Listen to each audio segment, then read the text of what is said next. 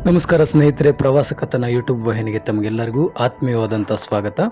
ನಾವಿವತ್ತು ನೋಡ್ತಾ ಇರ್ತಕ್ಕಂಥ ಈ ಐತಿಹಾಸಿಕ ಜಾಗ ಆಂಧ್ರ ಪ್ರದೇಶದ ಕಡಪ ಜಿಲ್ಲೆಯಲ್ಲಿ ಇರತಕ್ಕಂತಹ ಗಂಡಿಕೋಟ ಕೋಟೆ. ಕಲ್ಯಾಣಿ ಚಾಲುಕ್ಯರ ಸಾಮಂತ ಅರಸನಾದಂಥ ಕಾಕರಾಜು ಮೊದಲಿಗೆ ಇಲ್ಲಿ ಕೋಟೆಯನ್ನು ಕಟ್ತಾನೆ. ಆ ನಂತರ ಬಂದಂತಹ ಕಾಕತೀಯರ ಕಾಲಾವಧಿಯಲ್ಲಿ ಈ ಕೋಟೆ ಹೆಚ್ಚು ವಿಸ್ತರಣೆಗೆ ಒಳಪಡುತ್ತೆ. ವಿಜಯನಗರದ ಆಳ್ವಿಕೆಯಲ್ಲಿ ಅವರ ಸಾಮಂತರಾಗಿದ್ದಂತಹ ಪೆಮ್ಮಸಾನಿ ರಾಜವಂಶವು ಈ ಕೋಟೆಯನ್ನು ಅತ್ಯಂತ ಸುದೀರ್ಘ ಕಾಲ ಆಳಿದಂಥ ರಾಜವಂಶ ಎನ್ನಬಹುದು. ಸ್ನೇಹಿತರೆ, ಇದು ಕೋಟೆಯ ಪ್ರವೇಶ ದ್ವಾರ. ಈ ಒಂದು ದ್ವಾರದಲ್ಲಿ ಕಾಕತೀಯ ಶೈಲಿ ಹಾಗೂ ಇಂಡೋ ಇಸ್ಲಾಮಿಕ್ ವಾಸ್ತುಶೈಲಿಗಳ ಮಿಶ್ರಣವನ್ನು ನಾವು ಕಾಣಬಹುದಾಗಿದೆ. ಸುಮಾರು 20 ಅಡಿ ಎತ್ತರವುಳ್ಳ ಕೋಟೆಯ ಬಾಗಿಲು ಈ ಕೋಟೆಯ ಪ್ರಮುಖ ಆಕರ್ಷಣೆ ಎನ್ನಬಹುದು. ಯುದ್ಧಗಳ ಸಂದರ್ಭಗಳಲ್ಲಿ ಆನೆಗಳನ್ನು ತಡೆಯುವ ಸಲುವಾಗಿ ಕೋಟೆಯ ಬಾಗಿಲಿಗೆ ಮೊನಚಾದಂತಹ ಮೊಳೆಗಳನ್ನು ಅಳವಡಿಸಲಾಗಿದೆ. ದಾಳಿಯ ಸಂದರ್ಭದಲ್ಲಿ ಶತ್ರು ಸೈನಿಕರ ವೇಗವನ್ನು ಕಡಿಮೆ ಮಾಡುವ ದೃಷ್ಟಿಯಿಂದ ಕೋಟೆಯ ಹಾದಿಯನ್ನು ಅಡ್ಡಾದಿಡ್ಡಿಯಾಗಿ ನಿರ್ಮಿಸಲಾಗಿದೆ.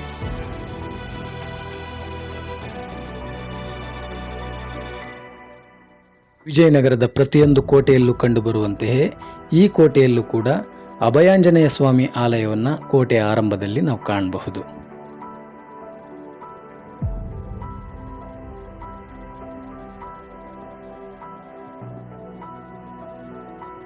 ಸ್ನೇಹಿತರೆ, ನಾವಿಲ್ಲಿ ಕಾಣ್ತಾ ಇರ್ತಕ್ಕಂಥ ಈ 2 ಅಂತಸ್ತಿನ ಕಟ್ಟಡ ಅವತ್ತಿನ ಕಾಲದ ಕಾವಲು ಗೋಪುರವಾಗಿದೆ. ಈ ಕಾವಲು ಗೋಪುರದ ಮೇಲಿಂದ ಇಡೀ ಕೋಟೆಯ ಸ್ಪಷ್ಟ ಚಿತ್ರಣವನ್ನು ನಾವು ಕಾಣಬಹುದು.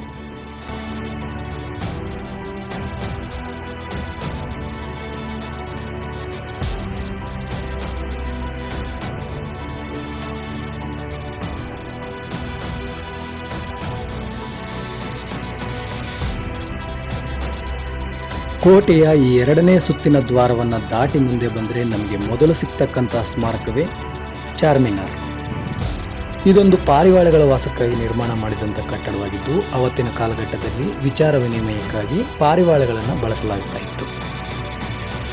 ಸ್ನೇಹಿತರೆ, ನಮಗಿಲ್ಲಿ ಕಾಣ್ತಾ ಇರ್ತಕ್ಕಂಥ ಈ ಬೃಹತ್ತಾದಂಥ ಕಟ್ಟಡ ಆಗಿನ ಕಾಲದ ಜೈಲು. ಇದರಲ್ಲಿ ನಾವು ಕಗ್ಗತ್ತಲ ಕೋಣೆಗಳು ಹಾಗೂ ನೆಲಮಾಳಿಗೆಯ ಬಂದಿಖಾನೆಗಳನ್ನು ಕೂಡ ಕಾಣಬಹುದಾಗಿದೆ. ಅವತ್ತಿನ ಕಾಲಘಟ್ಟದಲ್ಲಿ ತುಂಬ ಪ್ರಮುಖರಾದಂತಹ ವ್ಯಕ್ತಿಗಳನ್ನು ಮಾತ್ರ ಈ ಬೃಹತ್ತಾದಂಥ ಜೈಲಿನಲ್ಲಿ ಬಂಧಿಸಿ ಇಡಲಾಗ್ತಾ ಇತ್ತು. ಇಂತಹ ಪ್ರಮುಖವಾದಂಥ ಐತಿಹಾಸಿಕ ಸ್ಮಾರಕ ಇವತ್ತು ನಿರ್ವಹಣೆಯ ಕೊರತೆಯಿಂದಾಗಿ ಕೇವಲ ಬಾವಲಿಗಳ ಆವಾಸ ಸ್ಥಾನವಾಗಿ ಉಳಿದುಕೊಂಡಿದೆ.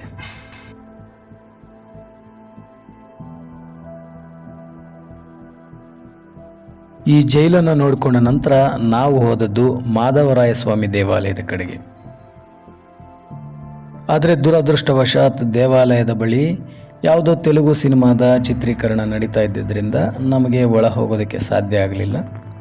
ಗಂಡಿಕೋಟ ಪ್ರವಾಸಕ್ಕೆ ಬಂದಾಗ ನೋಡಲೇಬೇಕಾದಂಥ ಪ್ರಮುಖ ಐತಿಹಾಸಿಕ ಸ್ಮಾರಕಗಳ ಪೈಕಿ ಮಾಧವರಾಯ ಸ್ವಾಮಿ ದೇವಾಲಯ ಕೂಡ ಒಂದು.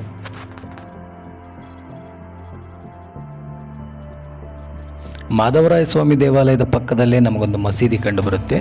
ಇದು ಗೋಲ್ಕೊಂಡದ ಕುತುಬ್ ಶಾಹಿಯ ಸೈನ್ಯಾಧಿಕಾರಿಯಾದಂತಹ ಮೀರ್ ಜುಮ್ಲಾ ಕಟ್ಟಿಸಿದಂತಹ ಮಸೀದಿ.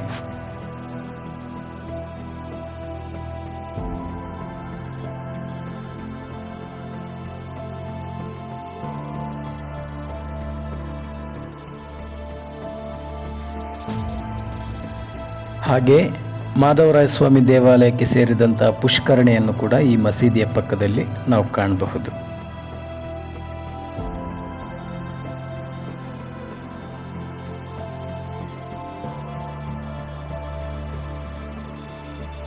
ಗಂಡಿಕೋಟ ಕೋಟೆಯ ಪ್ರಮುಖ ಪ್ರಾಕೃತಿಕ ವಿಸ್ಮಯವಾದಂತಹ ಉತ್ತರ ಪಿನಾಕಿನಿ ನದಿಯ ಕಣಿವೆಯನ್ನು ನಾವೀಗ ನೋಡ್ತಾ ಇದ್ದೇವೆ.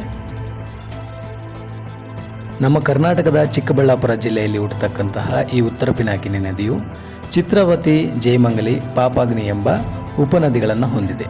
ಈ ನದಿಯನ್ನು ಆಂಧ್ರ ಪ್ರದೇಶದಲ್ಲಿ ಪೆನ್ನೇರು ಎಂದು ಕರೆಯಲಾಗುತ್ತೆ. ಅಮೆರಿಕ ದೇಶದ ಅರಿಜೋನಾ ರಾಜ್ಯದಲ್ಲಿ ಕೊಲರಾಡೋ ನದಿ ಇದೇ ರೀತಿಯಾದಂಥ ಒಂದು ಕಣಿವೆಯನ್ನು ಉಂಟು ಮಾಡಿದೆ. ಅದು ಪ್ರಪಂಚದ ಪ್ರಮುಖ ಪ್ರವಾಸಿ ಆಕರ್ಷಣೆಯಾಗಿದ್ದು ದ ಗ್ರ್ಯಾಂಡ್ ಕ್ಯಾನಿಯನ್ ಎಂದೇ ಹೆಸರುವಾಸಿ.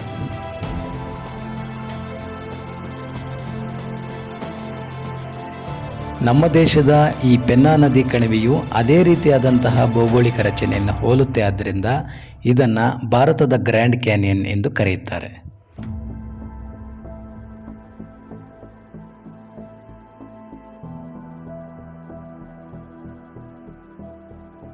ಸ್ನೇಹಿತರೆ, ಈ ದೇವಾಲಯ ಪೆನ್ನಾ ನದಿ ಕಣಿವೆಯ ಪಕ್ಕದಲ್ಲಿ ಕಂಡುಬರತಕ್ಕಂತಹ ರಘುನಾಥ ದೇವಾಲಯ.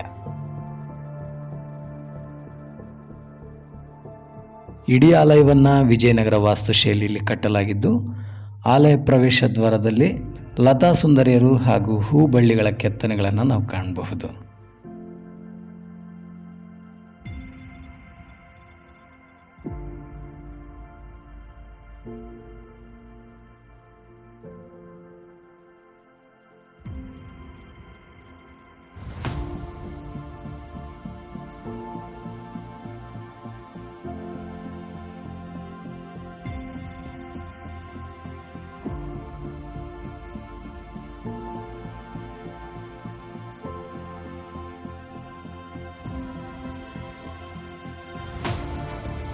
ಸ್ನೇಹಿತರೆ, ಈ ರಘುನಾಥ ದೇವಾಲಯವು ಒಂದು ಅಪೂರ್ಣವಾದಂತಹ ದೇವಾಲಯವಾಗಿದ್ದು, ಇದು ಇನ್ನು ನಿರ್ಮಾಣ ಹಂತದಲ್ಲಿ ಇರುವಾಗಲೇ ಗೋಲ್ಕೊಂಡ ಕುತುಬ್ ಶಾಹಿಯ ಸೇನಾನಿಯಾದಂತಹ ಮೀರ್ ಜುಮ್ಲಾ ದಾಳಿಗೆ ತುತ್ತಾಗುತ್ತೆ. ಹಾಗಾಗಿ ಈ ದೇವಾಲಯದ ನಿರ್ಮಾಣ ಅರ್ಧಕ್ಕೆ ನಿಂತಿರ್ತಕ್ಕಂಥದ್ದನ್ನು ನಾವು ಕಾಣಬಹುದು.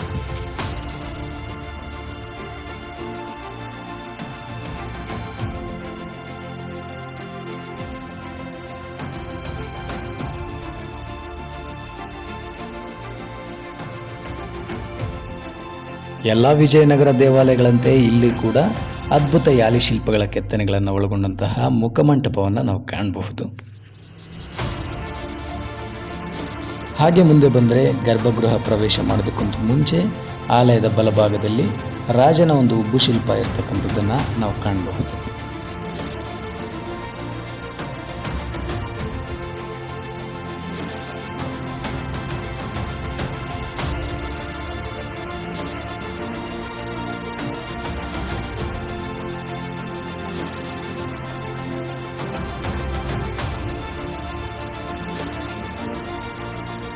ಕೆಲವರು ಈ ದೇವಾಲಯವನ್ನು ರಂಗನಾಥ ಸ್ವಾಮಿ ದೇವಾಲಯ ಅಂತ ಹೇಳೋದುಂಟು. ಆದರೆ ಇಲ್ಲಿನ ಗರ್ಭಗೃಹಕ್ಕೆ ಸಂಬಂಧಪಟ್ಟಂತಹ ಪಾಣಿಪೀಠವನ್ನು ನಾವು ಈ ಪಕ್ಕದಲ್ಲೇ ಕಾಣಬಹುದಾಗಿದೆ. ಅದರ ಮೇಲೆ ಆಂಜನೇಯ ಸ್ವಾಮಿಯ ಉಬ್ಬು ಶಿಲ್ಪ ಕೆತ್ತಿರ್ತಕ್ಕಂಥದ್ದನ್ನು ನಾವು ಗಮನಿಸಬಹುದು. ಆಂಜನೇಯ ಸ್ವಾಮಿ ಸಾಮಾನ್ಯವಾಗಿ ರಾಮನಿಗೆ ಆಪ್ತ ಆಗಿದ್ದರಿಂದ ಈ ದೇವಾಲಯ ರಾಮನ ದೇವಾಲಯ ಅನ್ನೋದು ಸ್ಪಷ್ಟ. ಹಾಗಾಗಿ ಪ್ರಭು ಶ್ರೀರಾಮ ಇಲ್ಲಿ ರಘುನಾಥ ಎಂಬ ಹೆಸರಿನಿಂದ ಪೂಜಿಸಲ್ಪಡ್ತಾ ಇದ್ದ. ಇನ್ನು ಈ ಆಲಯದ ಮಹಾಮಂಟಪದಲ್ಲಿ ನಮಗೆ ವಿಜಯನಗರದ ಅರಸರ ಉಬ್ಬು ಶಿಲ್ಪವೊಂದು ಕಂಡುಬರುತ್ತೆ. ಇದು ನಿರ್ದಿಷ್ಟವಾಗಿ ಯಾವ ಅರಸನ ಉಬ್ಬು ಶಿಲ್ಪ ಅನ್ನೋದು ಹೇಳೋದು ಕಷ್ಟವಾದರೂ ಕೂಡ ತಿರುಪತಿ ತಿರುಮಲ ದೇವಸ್ಥಾನದಲ್ಲಿ ನಮಗೆ ವಿಜಯನಗರದ ಅರಸರ ಹಲವಾರು ಮೂರ್ತಿಗಳು ಲಭ್ಯವಿವೆ. ಅದರ ಆಧಾರದ ಮೇಲೆ ಹೇಳೋದಾದರೆ ಇದು ವೀರ ವೆಂಕಟಪತಿರಾಯರ ಶಿಲ್ಪ ಅನ್ನೋದು ಸ್ಪಷ್ಟವಾಗುತ್ತೆ. ವೀರ ವೆಂಕಟಪತಿರಾಯರು ವಿಜಯನಗರದ ಅರಬೀಡು ವಂಶದ ಕೊನೆಯ ಪ್ರಸಿದ್ಧ ಅರಸರಾಗಿದ್ದು, ಇವರು ಗೋಲ್ಕೊಂಡದ ಕುತುಬ್ ಶಾಹಿ ವಿರುದ್ಧ ಪೆನ್ನಾ ನದಿ ತೀರದಲ್ಲಿ ಒಂದು ಯುದ್ಧವನ್ನು ಮಾಡ್ತಾರೆ. ಹಾಗಾಗಿ ಈ ವಿಗ್ರಹ ಬಹುಶಃ ಅವರದ್ದೇ ಆಗಿದ್ದಿರಬಹುದು. ವಿಗ್ರಹದ ಮೂಗನ್ನು ಹಾನಿಗೊಳಿಸಿರ್ತಕ್ಕಂಥದ್ದನ್ನು ನೀವು ಕಾಣಬಹುದು. ಅವತ್ತಿನ ಕಾಲದಲ್ಲಿ ಯುದ್ಧದಲ್ಲಿ ಸೋತಂಥ ಕೈದಿಗಳಿಗೆ ಮೂಗು ಕತ್ತರಿಸುವ ಶಿಕ್ಷೆ ನೀಡಲಾಗ್ತಾ ಇತ್ತು. ಹಾಗಾಗಿ ಈ ವಿಗ್ರಹ ಕೂಡ ಅದೇ ರೀತಿ ಇರತಕ್ಕಂಥದ್ದು. ಇನ್ನು ಆಲಯದ ಗರ್ಭಗೃಹದ ಪ್ರವೇಶ ದ್ವಾರದ ಮೇಲ್ಭಾಗದಲ್ಲಿ ಕೆತ್ತನೆ ಕೆಲಸಗಳು ಬಾಕಿ ಉಳಿದಿದ್ದು, ಇದು ನಿರ್ಮಾಣ ಹಂತದಲ್ಲೇ ನಿಂತು ಹೋಗಿರ್ತಕ್ಕಂಥ ದೇವಾಲಯ ಅನ್ನೋದು ಸ್ಪಷ್ಟವಾಗುತ್ತೆ. ಸ್ನೇಹಿತರೆ, ಇಲ್ಲಿನ ಯಾಲಿ ಸ್ತಂಭದ ಕೆಳಭಾಗದ ಕೆತ್ತನೆಯಲ್ಲಿ ಅವತ್ತಿನ ವಿಜಯನಗರದ ಸೈನಿಕನ ವೇಷಭೂಷಣಗಳ ಸ್ಪಷ್ಟ ಚಿತ್ರಣವನ್ನು ಕಟ್ಟಿಕೊಡಲಾಗಿದೆ.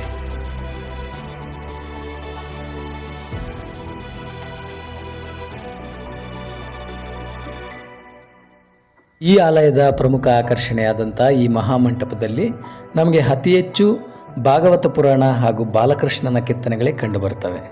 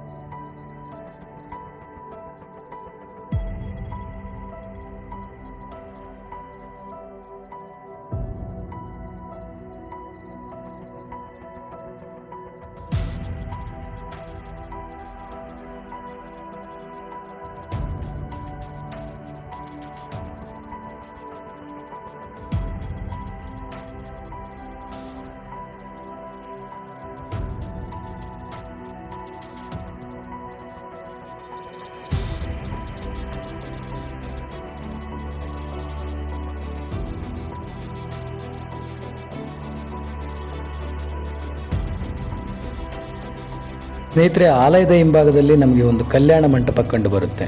ಅಪ್ಪಟ ವಿಜಯನಗರ ಶೈಲಿಯಲ್ಲಿ ಇರತಕ್ಕಂಥ ಈ ಕಲ್ಯಾಣ ಮಂಟಪದಲ್ಲಿ ಅತ್ಯಂತ ಸೊಗಸಾದಂತಹ ಶಿಲ್ಪ ಸೌಂದರ್ಯವಿದೆ.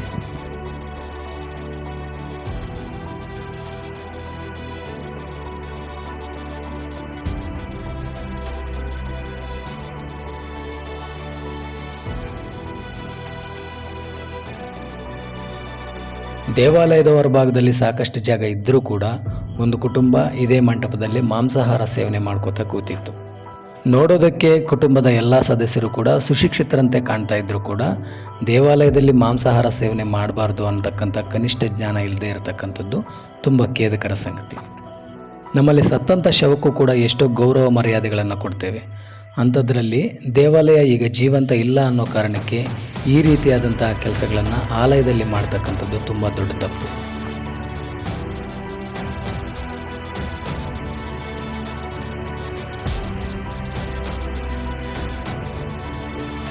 ಸ್ನೇಹಿತರೆ, ನಾವಿಲ್ಲಿ ಕಾಣ್ತಾ ಇರ್ತಕ್ಕಂಥ ಈ ಬೃಹತ್ ಕಟ್ಟಡ ಅವತ್ತಿನ ಕಾಲದ ಧಾನ್ಯಾಗಾರ. ಸುದೀರ್ಘವಾಗಿ ಶತ್ರುಗಳು ಕೋಟೆಯನ್ನು ಮುತ್ತಿದಂಥ ಸಂದರ್ಭದಲ್ಲಿ ಆಹಾರ ಧಾನ್ಯಗಳ ಕೊರತೆ ಉಂಟಾಗದಿರಲಿ ಅನ್ನುವ ಕಾರಣಕ್ಕೆ ಈ ಬೃಹತ್ತಾದಂಥ ಧಾನ್ಯಾಗಾರವನ್ನು ನಿರ್ಮಿಸಲಾಗಿದೆ. ಪ್ರಸ್ತುತ ಇದು ಭಾರತೀಯ ಪುರಾತತ್ವ ಇಲಾಖೆಯ ಕಚೇರಿಯಾಗಿ ಬಳಕೆಯಲ್ಲಿರುವಂಥದ್ದು.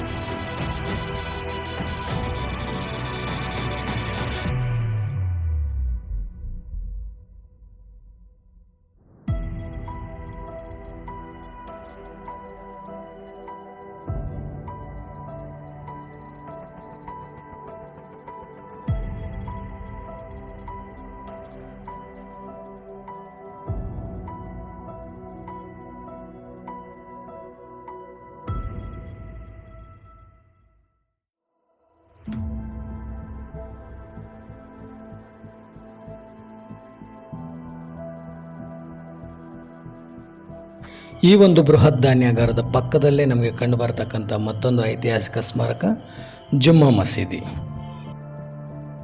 ಈ ಜಾಮಿಯಾ ಮಸೀದಿಯನ್ನು ಕಟ್ಟಿಸಿದ್ದು ಗೋಲ್ಕೊಂಡ ಕುತುಬ್ ಶಾಹಿಯ ಸೈನ್ಯಾಧಿಕಾರಿಯಾದಂತಹ ಮೀರ್ ಜುಮ್ಲಾ. 1565ರ ಐತಿಹಾಸಿಕ ರಕ್ಕಸತಂಗಡಿ ಯುದ್ಧದ ನಂತರ ಹಂಪಿ ಪತನವಾದರೂ ಕೂಡ ವಿಜಯನಗರದ ಆಡಳಿತ ಪೆನುಗೊಂಡೆಯನ್ನು ಕೇಂದ್ರವಾಗಿಸಿಕೊಂಡು ಮುಂದುವರಿಯುತ್ತೆ. ಆದರೂ ಪಟ್ಟು ಬಿಡದಂತಹ ಗೋಲ್ಕೊಂಡದ ಕುತುಬ್ ಶಾಹಿ ವಿಜಾಪುರ ಸೈನ್ಯವನ್ನು ಕೂಡ ತನ್ನೊಟ್ಟಿಗೆ ಕೂಡಿಸಿಕೊಂಡು 1588ರಲ್ಲಿ ರಾಜಧಾನಿ ಪೆನುಗೊಂಡೆಯ ಮೇಲೆ ದಾಳಿ ಮಾಡ್ತಾನೆ. ಆಗ ವಿಜಯನಗರವನ್ನು ಆಳ್ತಾ ಇದ್ದಂತಹ ಅರವಿಡು ವಂಶದ ಕೊನೆಯ ಕುಡಿ ವೀರ ವೆಂಕಟಪತಿರಾಯ ಪ್ರಸಿದ್ಧ ಪೆನ್ನಾ ಯುದ್ಧದಲ್ಲಿ ವಿಜಾಪುರ ಸೈನ್ಯ ಹಾಗೂ ಗೋಲ್ಕೊಂಡ ಸೈನ್ಯಗಳನ್ನು ಸೋಲಿಸುತ್ತಾನೆ.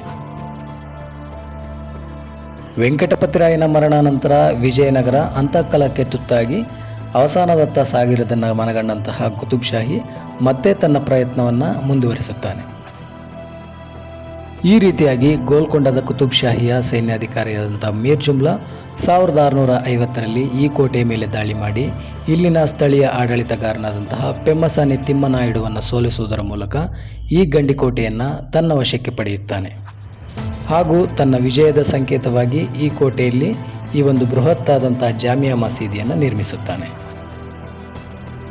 ಕುತುಬ್ ಶಾಹಿ ಆಳ್ವಿಕೆಯ ನಂತರ ಈ ಕೋಟೆ ಮೊಘಲರು, ಹೈದರಾಬಾದಿನ ನಿಜಾಮ ಹಾಗೂ ಬ್ರಿಟಿಷ್ ಆಳ್ವಿಕೆಗೆ ಒಳಪಡುತ್ತೆ.